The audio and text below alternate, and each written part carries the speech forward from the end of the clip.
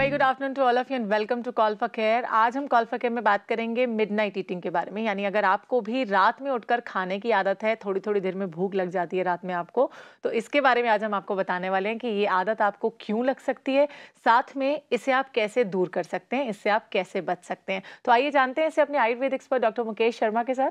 Doctor Mukesh, welcome to the show. Thank you. तो इससे पहले कि मैं आपसे मिडनाइट ईटिंग के बारे में कुछ भी पूछूं, क्योंकि रात में तो भूख मुझे भी बहुत लगती है, मैं चाहती हूँ कि हमारे सभी व्यूअर्स एक बार नजर डाल लें इस रिपोर्ट पर जो आज हमने बनाई है मिडनाइट ईटिंग के बारे में। आइए डालते हैं इस पर एक झलक।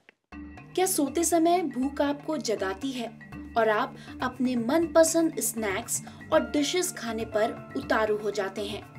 अगर ऐसा है तो आप हैं मिडनाइट ईटिंग सिंड्रोम के शिकार, जो एक आदत की तरह शुरू होती है और एक बीमारी बन जाती है। मिडनाइट ईटिंग की कई वजह हो सकती हैं, जैसे लंच या डिनर का स्किप कर जाना, प्रॉपर डाइट ना लेना, डाइट में कैलोरी का एकदम कम होना, या फिर उसमें प्रोटीन, विटामिन और मिनरल का प्रॉपर बैलेंस ना होना, या फिर कोई फिजिकल प्रॉब्लम। वजह कुछ भी हो, आधी रात में कुछ भी खाकर सो जाने से जहां उसे पचाने के लिए हमारी बॉडी को एक्स्ट्रा एफर्ट करना पड़ता है, वहीं इसकी वजह से फैट और ओबेसिटी जैसी बीमारियों का होना भी एक आम बात है। इसलिए अपनी इस आदत में बदलाव लाएं, मिडनाइट ईटिंग से बचें, जिससे आप रहें फिट और हेल्दी। आई एम श्योर कि अब तो आपको जानकारी मिल गई है कि मिडनाइट ईटिंग एक्चुअली होती क्या है। आइए जानते हैं इसके बारे में और डिटेल्ड इन्फॉर्मेशन लेकर डॉक्टर मुकेश शर्मा से। तो डॉक्टर मुकेश शर्मा, सबसे पहले तो आप हमें ये बताइए, जैसे मैंने थोड़ा बहुत बताया अपने व्यूअर्स को कि मिडनाइट ईटिंग मतलब रात में उठकर खाने की आदत, आप इसे कैसे डिफाइन करेंगे? सबसे पहले सोने के बारे में बात करते हैं। जी। लोग मुझसे पूछते हैं कि सोने का सही टाइम क्या है और कितनी देर सोना चाहिए। कुछ लोग कहते हैं ब्रह्म मुहूर्त में उठना है, कुछ लोग कहते हैं इतने बजे उठना है, एक्सरसाइज करनी है, लेकिन कोई ये नहीं बताता कि किस टाइम सोना है। राइट। देखिए, मैं आपको बताता हूँ कि 12-12 घंटे के 2 वक्फे आप गिन लीजिए, एक दिन का और एक रात का। यानी जो रात के 12 घंटे का टाइम है, उसमें 3 घंटे पहले के और 3 घंटे बाद के हटा दीजिए। बीच का जो टाइम मिलता है उस टाइम में हमें सोना चाहिए। उतने टाइम की नींद अगर हम ले लेते हैं तो हमारी हेल्थ के हिसाब से वो बिल्कुल ठीक है जी। अब बात आती है उस वक्फे की, यानी 9 से लेके 12 और 12 से लेके 3 सुबह। तो 9 बजे के बाद का जो टाइम होता है जनरली वो उस टाइम में गिना जाता है आयुर्वेद के अकॉर्डिंग, जब हमें सोना चाहिए। लेकिन आज का लाइफस्टाइल चेंज हो चुका है, थोड़ा आगे भी कर सकते हैं। अगर 10 बजे करें तो उस हिसाब से वो 4 बजे हो जाएगा। जब हम इसका अतिक्रमण करते हैं, जब हम बहुत ज़्यादा जागते हैं या किसी कंप्यूटर में या टीवी में या लिखने में या पढ़ने में किसी चीज़ में अपने आप को बिजी रखते हैं, तो आयुर्वेद में एक रोग होता है भस्मक के नाम से उसको जाना जाता है। भस्मक में क्या होता है कि आपको सेंस नहीं होती कि आपको कितना खाना है। आप लगातार खाते रहते हैं कुछ ना कुछ। कभी आपने मूंगफली खाई, फिर उसके बाद में आपने नमकीन खा ली, फिर नमकीन के बाद आपने एक टोस्ट लिया, उस पर कुछ लगा के खा लिया। तो यानी उसमें आपको इल्म नहीं होता। अगेन वो आपका ब्रेन ही मांगता है, शरीर नहीं मांगता है, क्योंकि शरीर को जो चाहिए वो मिल चुका है। और क्योंकि जैसे मैं अक्सर बताता हूँ कि जब हम खाना खाते हैं उससे 1 घंटे का टाइम हमारे स्टमक से लेकर ड्यूटेनम तक खाली, अगर उस दौरान हम कुछ उसमें और डाल देते हैं तो आप ये देखिए कि अगर आप सब्जी कुकर में बना रहे हैं और आपने 2 मिनट के बाद ही कुकर दोबारा खोल के उसमें और कच्ची सब्जी डाल दी, फिर बंद किया, फिर 2 मिनट के बाद उसको खोल के और उसमें कच्ची सब्जी डाल दी, तो कब विशल बजेगी और कब आपको प्रोडक्ट मिलेगा, इसमें मुझे नहीं लगता कि आपको पूरी तरह से सब्जी बन के मिल पाएगी। एग्जैक्टली सेम हमारे शरीर के साथ होता है। एक वक्त का पाचन जब हमारा चल रहा है, उस वक्त में आप दूसरी चीज अंदर डाल देते हैं तो ना तो वो पचेगा और ना ही पहले वाला पचेगा, और आप आम पाचन का शिकार बन जाएंगे। अब बात आम पाचन की आती है। देखिए, मिडनाइट ईटिंग के साइड इफेक्ट्स बता रहा हूँ। सुबह आप मोशन के लिए जाते हैं, मुझे क्षमा करें अगर आपको मोशन ऐसा होता है कि वो पानी में तैरने वाला है, या आप फ्लश करने के बाद भी ये देखते हैं कि वो पॉट से चिपका हुआ है, इसका मतलब you are suffering from this आमदोषा। मींस अनडाइजेस्टेड फूड एक्सक्रीशन आपका चल रहा है। वो जो आम दोष है वो आपको एजिंग की तरफ ले जाता है, यानी आप वक्त से पहले बूढ़े दिखाई देना शुरू होते हैं। शायद आज ही लोग बंद कर देंगे मिडनाइट ईटिंग। बिल्कुल। अगर आप वक्त से पहले बूढ़ा नहीं होना चाहते तो आप मिडनाइट ईटिंग बंद कर दें। अगर आप अपना एनर्जी लेवल लो नहीं चाहते हैं, मिडनाइट ईटिंग बंद कर दें, क्योंकि सबसे बड़ा प्रभाव जो बुरा पड़ता है वो हमारे मेटाबॉलिज्म पे पड़ता है, उपापचय पे। जब वो ठीक नहीं हो पाता है फिर हम लाइफस्टाइल डिजीज का शिकार होते हैं, चाहे उसमें थायराइड है, चाहे उसमें और किसी तरह की बीमारियां। आजकल बहुत सारे लाइफस्टाइल डिजीजेज हैं, बहुत ज़्यादा फैलती जा रही हैं, चाहे उसमें एंग्जाइटी है या उसमें इंसोम्निया है या उसमें सेक्सुअल प्रॉब्लम्स हैं। बहुत सारी ऐसी दिक्कतें हैं जो इससे कहीं ना कहीं जुड़ी हुई हैं। आप निश्चित कर लें कि आपने डिनर इतने बजे लेना है, उसके बाद सोने से पहले आप सिर्फ अधिकारी हैं 2 चीज़ों के, या तो 1 चम्मच च्यवनप्राश खा सकते हैं या 1 ग्लास दूध पी सकते हैं। इसके अलावा आपने कुछ नहीं खाना है। रात में कई लोग खाने के बाद गुड़ का भी सेवन करते हैं, क्या ये ठीक गुड़ होता है? को मैं बिल्कुल नहीं नकारता हूँ। गुड़ और मिश्री अगर आप इस्तेमाल करते हैं दूध के साथ, तो जैसे मैंने पहले भी कई कार्यक्रमों में बताया, वो नेचुरल लग्जेटिव का काम करते हैं। यानी उसके बाद आपको किसी दस्तावर मेडिसिन लेने की जरूरत नहीं है, आपका पेट सुबह आसानी से साफ होगा। वो आप ले सकते हैं। इसके अलावा किसी भी तरह के अन्न का इस्तेमाल आपके लिए ठीक नहीं है, क्योंकि रात में जब पाचन होता है, उस पाचन के दौरान अगर हम उसको डिस्टर्ब करते हैं, वो ठीक ऐसे ही होता है जैसे आप गहरी नींद में हो और आपको झकझोर के कोई हिला के उठा दे। तो उस वक्त जो लिए हुए निर्णय है या उस वक्त जो किया हुआ काम है, वो आपका कभी भी ठीक नहीं माना जाएगा, सटीक नहीं माना जाएगा। इसी तरीके से इस तरह से बीच में खाना डालने से आपका पाचन कभी भी ठीक नहीं होगा, कभी भी सटीक नहीं होगा, और उसकी जो कॉम्प्लिकेशंस हैं जो मैंने बताई हैं, उनका शिकार आप हमेशा रहेंगे। अगले दिन आप देखेंगे आपका एनर्जी लेवल लो है, अगले दिन आप देखेंगे आप चिड़चिड़े हैं। अगर आपको कॉन्स्टिपेशन है तो आप उस शिद्दत से वो काम नहीं कर पाएंगे जिस शिद्दत से आपको करना चाहिए। तो ये सारी चीज़ें जब आपकी ख़राब होती हैं एक चीज़ की वजह से, शायद आपको नहीं पता, आप इसको बंद करके देखिए, बिल्कुल ठीक हो जाएगा। क्योंकि ये साइकोलॉजिकल डिसऑर्डर है, और साइकोलॉजिकल डिसऑर्डर और बहुत सारे मानसिक रोगों को भी पैदा करता है। तो मानसिक विकृति होने से अपने आप को बचाने के लिए अगर आप सिंगल एक मिडनाइट ईटिंग बंद कर दें, तो आप कितनी बीमारियों से आपको खुद को बचा सकते हैं, आप सोच सकते हैं। एग्जैक्टली, आपने बिल्कुल ठीक कहा डॉक्टर मुकेश। लेकिन इसी के साथ मैं जानना चाहती हूँ कि खाने में, रात के डिनर में और सोने में कितना डिफरेंस होना चाहिए? हाँ, देखिए ये बहुत अच्छा सवाल आपने पूछा है। कम से कम 2 से 3 घंटे का अंतर होना चाहिए, एक बात।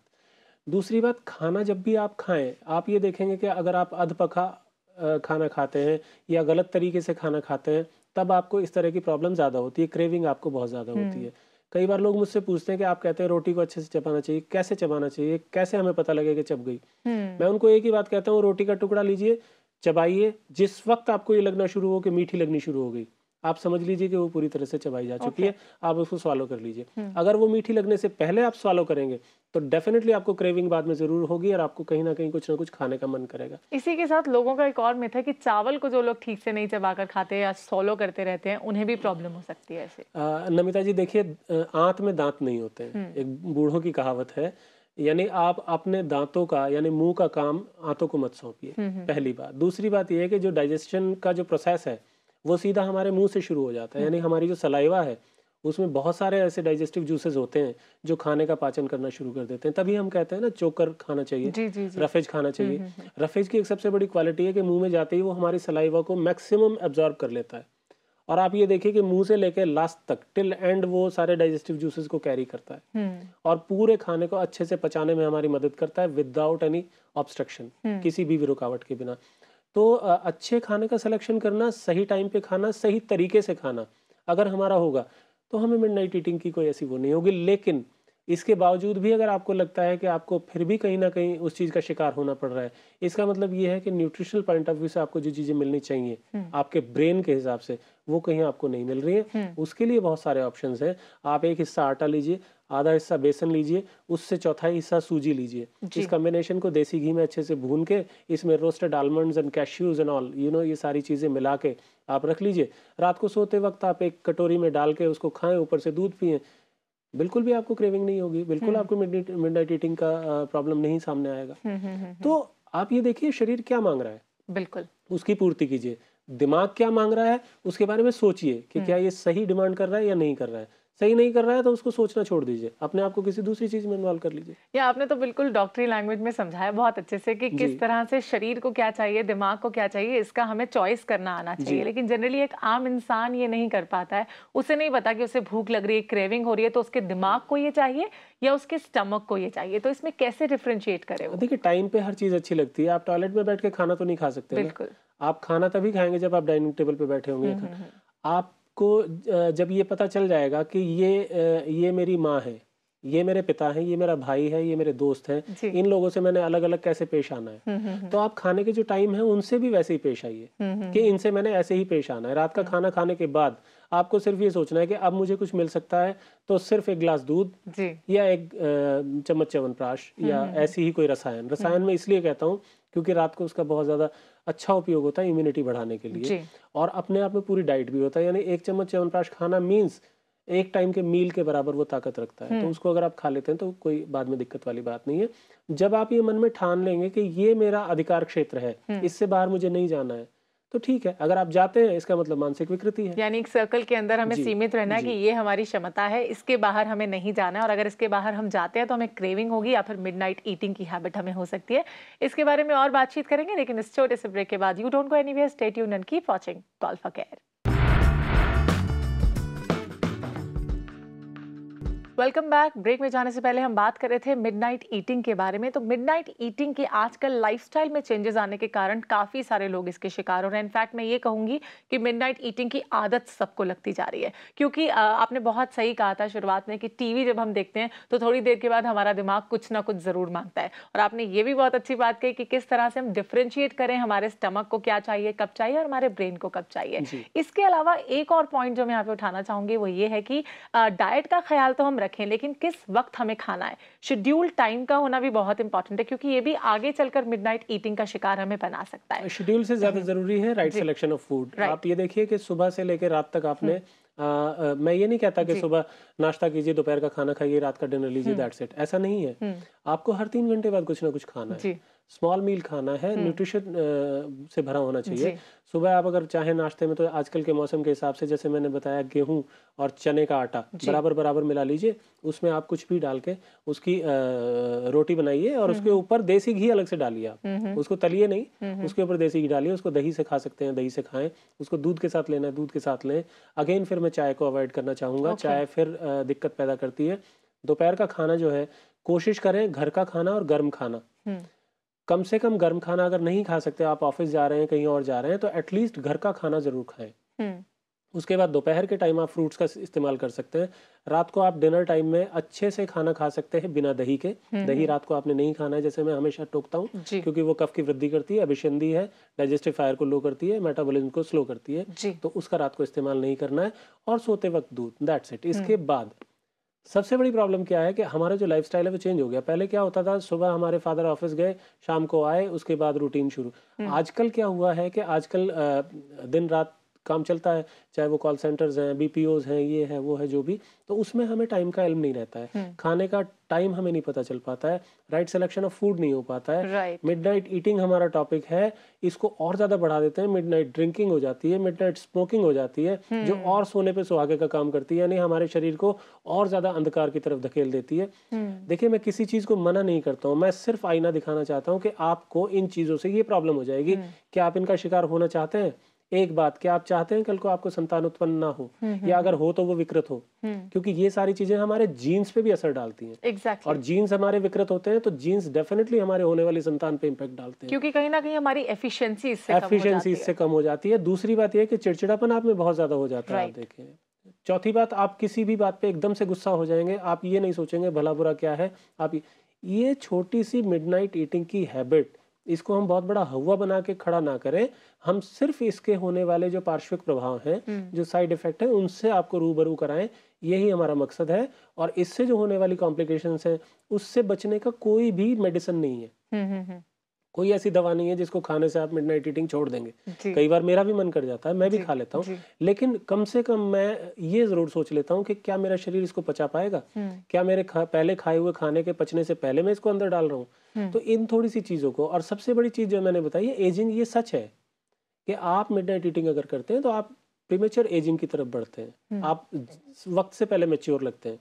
आप अपनी इनोसेंस को बनाए रखना चाहते हैं तो इस तरह की प्रैक्टिसेस को छोड़ दीजिए। और इनफैक्ट मैं यही चाहूंगी अपने दर्शकों को बताना कि अगर खास करके फीमेल्स की बात की जाए तो वो चाहती हैं कि ज्यादा उम्र तक उनकी इनोसेंस बरकरार रहे, मासूमियत जो चेहरे पर झलकती है वो बरकरार रहे। तो अगर आप चाहती हैं कि आपकी भी मासूमियत, इनोसेंसी आपके चेहरे पर रहे, तो मिडनाइट ईटिंग को कहीं ना कहीं आपको कंट्रोल करना होगा। अगर हम यंगर जनरेशन की बात करें तो हम देखते हैं कि बच्चों में आजकल जंक फूड ज्यादा खाने की वजह से भी मिडनाइट ईटिंग की प्रॉब्लम होती है। बहुत ज्यादा भूख लगती है, या फिर रात में बैठकर जो बच्चे पढ़ते हैं उन्हें भी खाने की ज्यादा आदत होती है, रात में कॉफी ले लिया, चाय ले लिया, तो इसका क्या इफेक्ट पड़ता है उनके मानसिक डेवलपमेंट पर? भारतीय पद्धति के अनुसार बनने वाला भोजन अपने आप में परिपूर्ण भोजन है, पूरे विश्व में उसका कोई सानी नहीं है। अगर आप एक बार भारतीय पद्धति से बना खाना खा लें, आपको शायद किसी चीज की जरूरत नहीं पड़ेगी। प्रॉब्लम यहीं पे आती है।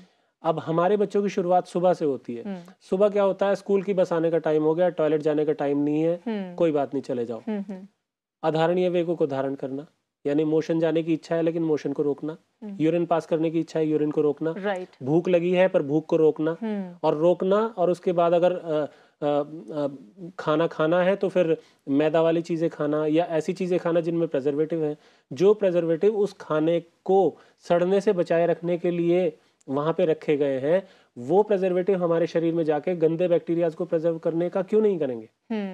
तो इसका मतलब ये है कि हमारे बच्चे जो हैं उनका सबसे पहले जो एलिमेंट्री सिस्टम है, जो पाचन संस्थान है, सबसे पहला प्रभाव उस पर आता है। उसके बाद फिर हम बच्चों पे दुनिया भर के प्रेशर डालना शुरू कर देते हैं, तुम याद नहीं करते, तुम्हारा रिजल्ट ये नहीं है, वो नहीं। अरे यार, आप पहले देखो ना आप क्या कर रहे हो, आप उसको पहले कंट्रोल करने की कोशिश करो।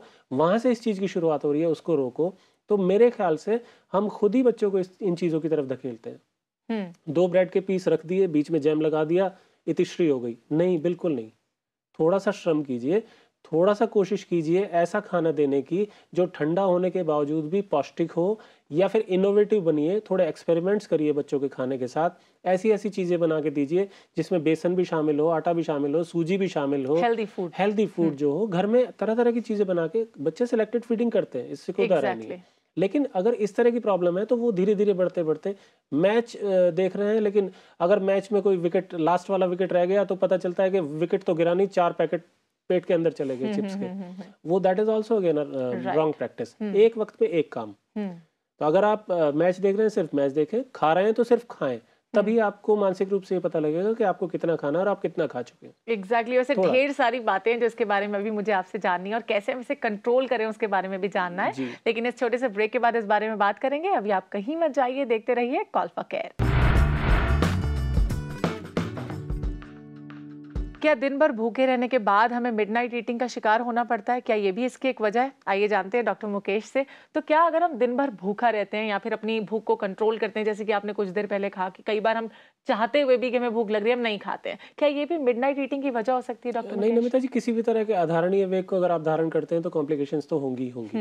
ठीक है, स्पेसिफिकली अगर मिडनाइट ईटिंग की बात करें, यहाँ पे आप ये देखिए, अगर आपको ऐसा लग रहा है कि आपका पेट फूला फूला सा है, अगर आपको हाइपर एसिडिटी है, अगर आपको ऐसा लग रहा है भूख लग रही है लेकिन खाना सामने आते ही आपका मन करता है कि खाने को हटा दो, अगर आपको बार बार मोशन जाने की इच्छा हो रही है, अगर आपको बैठे रहने में दिक्कत महसूस हो रही है, कि आपको ऐसा लग रहा है कि आपके पेट के अंदर बहुत ज़्यादा गैस बनी हुई है, ये सारी चीज़ें अगर आप इनका सामना कर रहे हैं तो आप जांच के देखिए कहीं आप मिडनाइट ईटिंग तो नहीं कर रहे हैं। और आप देखेंगे अगर मिडनाइट ईटिंग बंद कर देंगे तो इनमें से बहुत सारी कॉम्प्लिकेशंस तो खुद ब खुद खत्म हो जाएंगी, क्योंकि ये सारी चीज़ें अजीर्ण से जुड़ी हैं। और मिडनाइट ईटिंग सबसे बड़ा कारण है अजीर्ण का, यानी इंडाइजेशन का, यानी अपचन का। यानी कोई भी चीज़ अगर आप खाते हैं, अगर वो प्रॉपर तरीके से नहीं पचेगी, तब आपको इस तरह की कॉम्प्लिकेशन का सामना करना पड़ेगा। आप ये देखिए कि ये बीमारियों का गुच्छा आपने खुद अपने कंधे पे लादा हुआ है सिर्फ एक मिडनाइट ईटिंग की वजह से। तो अगर मिडनाइट ईटिंग को कम ना किया जाए, ऐसे कंट्रोल ना किया जाए, तो किस तरह के कॉम्प्लिकेशंस देखने को मिलते हैं? कॉम्प्लिकेशंस देखिए, लाइफस्टाइल डिजीज में जैसे मैंने बताया, थायराइड होने की संभावना होती है, या फिर अजीर्ण होते हैं, या जैसे एनल फिशर हो जाते हैं, कई बार पाइल्स भी हो सकता है। क्योंकि आप ये देखिए कि मुंह से लेके नीचे तक मुंह में छाले भी हो सकते हैं, और आमाशयिक व्रण जो पेप्टिक अल्सर जिसको हम बोलते हैं वो हो सकते हैं, हमारी आंतों में व्रण हो सकते हैं, एनल रूट पे हमें बहुत सारी प्रॉब्लम्स का सामना करना पड़ सकता है, मानसिक रूप से हम परेशान रहते हैं, एंग्जाइटी होती है, इंसोम्निया होता है। तो ढेर सारी प्रॉब्लम्स हैं जो इसके साथ एसोसिएटेड है। ओके, अगर इसे सॉल्व करने के तरीकों के बारे में मैं जानना चाहूँ तो आयुर्वेद में किन नुस्खों को फॉलो करके या किन तरीकों को फॉलो करके हम मिडनाइट ईटिंग से बच सकते हैं? सबसे पहले तो अध्यशन और अनशन जी, यानी अध्यशन मतलब बहुत अधिक खाना जो भस्मक रोग में आता है, और अनशन मतलब सिलेक्टेड फीडिंग करना, ये दोनों ही गलत है। आप खाने का एक प्रॉपर शेड्यूल बनाइए। सुबह इतने बजे नाश्ता, इतने बजे लंच, इतने बजे evening tea. Evening tea means fruit या बिस्किट या जो भी आपने लेना है, और इतने बजे डिनर, और इतने बजे रात का दूध। ये आप शेड्यूल अपना सेट करके रख लीजिए। इसके बाद हमने कुछ नहीं करना है। सबसे बड़ी बात यह है कि आप अगर कहीं पार्टी में जाते हैं या कहीं भी जाते हैं, सलाद बिल्कुल ना खाएं, किसी भी तरह से सलाद का सेवन ना करें। दही का सेवन मैंने पहले ही मना किया, दही का सेवन ना करें। उड़द का सेवन ना करें। आप बहुत सारे सुनने वाले चौंक गए होंगे कि इसके अलावा हम खाएं क्या। देखिए, एक चपाती अगर आप ले लेते हैं, चाहे वो मिस्सी रोटी है, या वो सादी रोटी है। यहाँ पे भी मैं मैदा के नान के लिए मना करूंगा, क्योंकि ये सारी चीजें हमारे पेरिस्टाल्टिक मूवमेंट्स को स्लो करती हैं, जिसके बाद हमें ये ज्ञान नहीं होता कि हमें भूख लगी है या नहीं लगी है। हमें सिर्फ क्रेविंग होती है और हम सिर्फ भरना शुरू कर देते हैं। तो इन सारी चीजों को अगर हम अवॉइड करते हैं और बाकी चीजों को खाते हैं, वो टाइम पे पेट में जाएंगी, टाइम पे पचेंगी, और टाइम पे पचने के बाद टाइम पे वो एक्सक्रीट होंगी। अगर वो सिस्टम हमारा ठीक रहेगा, ऑटोमेटिकली हम बटरफ्लाई की तरह काम करेंगे, हल्कापन महसूस करेंगे। अगर इसके ऑपोजिट जाएंगे तो डेफिनेटली हम मिडनाइट ईटिंग का शिकार होते चले जाएंगे। एग्जैक्टली वैसे बहुत सारे लोगों का, साथ में बहुत सारे एक्सपर्ट्स का भी ये मानना है कि रात का खाना जब हम खाते हैं, इनफैक्ट 7 to 8 PM में हम खाना खा लेते हैं, उसके बाद हमें कम से कम 100 स्टेप्स का वॉक जरूर करना चाहिए। हाँ, बिल्कुल करना चाहिए। देखिए, वॉक बहुत जरूरी है, और क्योंकि राइट सिलेक्शन ऑफ फूड तो हो गया, वॉक उसके बाद अगर आप, ये मौसम के हिसाब से होता है कि किस मौसम में कैसे आपको कंफर्टेबल है कि नहीं, लेकिन अगर रात का वॉक नहीं करते हैं और 12 घंटे की फास्टिंग के बाद आप सुबह भी वॉक करने जाते हैं, तो भी दैट इज इक्वली गुड, तो भी वो आपके लिए बराबर फायदेमंद होगा। लेकिन उसके बाद कोई शारीरिक श्रम करना बिल्कुल भी एडवाइजेबल नहीं है, यानी कोई वजन उठाना या किसी भी तरह का फिजिकल एक्सर्शन करना, वो आपके लिए एडवाइजेबल नहीं है। अलबत्ता अगर कोई पढ़ने का या कुछ लिखने का या कुछ ऐसा काम है, कोई लाइट काम है, वो आप कर सकते हैं। धीमा म्यूजिक सुन सकते हैं, मनपसंद प्रोग्राम देख सकते हैं, किसी चीज़ की मनाही नहीं है। सिर्फ एक चीज़ की है कि एक वक्त में जो आपने खाना है वो खाएं, उसके बाद आप ये सोचें कि अब हमें नहीं खाना है। मतलब डाइजेशन अगर हमारा ठीक रहेगा तो मिडनाइट ईटिंग के शिकार हम ये सब चीजें जब अपीयर होंगी तो डेफिनेटली आपको मिडनाइट ईटिंग छोड़नी ही छोड़नी पड़ेगी। मैं सिर्फ आपको ये बता रहा हूँ कि इस वजह से वो प्रॉब्लम होती है। अब आप फैसला आपके हाथ में। एग्जैक्टली वैसे कोई खास टिप आज के लिए आप हमारे व्यूअर्स के साथ शेयर करना चाहेंगे? देखिए, त्रिकटू का इस्तेमाल जरूर कीजिए खाने में, यानी सौंठ, मिर्च और पिपली। सौंठ यानी ड्राई जिंजर और काली मिर्च और पिपली, समभाग इसको मिला के रख लें, इसको कूट के, और इसको चाहें तो सब्जी में डाल के भी खा सकते हैं। अगर सब्जी में डाल के नहीं खाना तो आधा चम्मच सुबह, आधा चम्मच शाम खाएं। आप देखेंगे कि अननेसेसरी, अनवांटेड खाने की आपकी इच्छा होगी नहीं, और जो भी आपने खाया है वो प्रॉपर पचेगा, आपका चेहरा खूबसूरत दिखेगा, आप स्मार्ट और जवान बने रहेंगे। चलिए, बहुत अच्छी बात आपने शेयर किया। इनफैक्ट इसे करते हैं तो बहुत जल्दी आप मिडनाइट ईटिंग की आदत से दूर हो सकते हैं। इनफैक्ट मैं तो कहूंगी कि मिडनाइट ईटिंग की हैबिट होनी ही नहीं चाहिए। और अगर हम चाहें कि मिडनाइट ईटिंग की हैबिट हो ही ना, तो इसके लिए कौन सा टिप हो सकता है डॉक्टर मुकेश? इसके लिए आपको किसी और योनि में जन्म लेना पड़ेगा, क्योंकि मानव योनि में अगर आप जन्मे हैं तो डेफिनेटली आप कहीं ना कहीं इसका शिकार होंगे। Once in a blue moon, कभी कभी अगर ऐसा हो जाए तो क्षम्य है, वो क्षमा करने योग्य है, बट हमेशा ऐसा हो वो बीमारियों को न्योता देने वाली बात है, तो उससे अपने आप को बचा कर। चलिए, तो खाने का जो रूटीन है उसके बारे में हमें ध्यान देना है, ज्यादा अवेयर होना है, और हमें क्या खाना है क्या नहीं इसका सिलेक्शन करना बहुत इंपॉर्टेंट है। डॉक्टर मुकेश, आप हमारे शो पर आए, इसके लिए आपका बहुत बहुत शुक्रिया। My pleasure. तो आज बहुत अच्छी एडवाइसेस दी हैं डॉक्टर मुकेश ने। मैं तो इसे फॉलो करने वाली हूँ और मैं चाहती हूँ कि मेरे सभी दर्शक इसे फॉलो करें और देखें कि कैसे मिडनाइट ईटिंग की हैबिट से आप बाहर निकल सकते हैं। Once in a blue moon हो सकता है कि आपको भूख लगे, लेकिन रोजाना नहीं लगनी चाहिए रात में। वैसे आज के लिए बस इतना ही, दीजिए हमें इजाजत। आप सब खुश रहिए और देखते रहिए प्रज्ञा, जो आपको मिलाए बेहतर आपसे।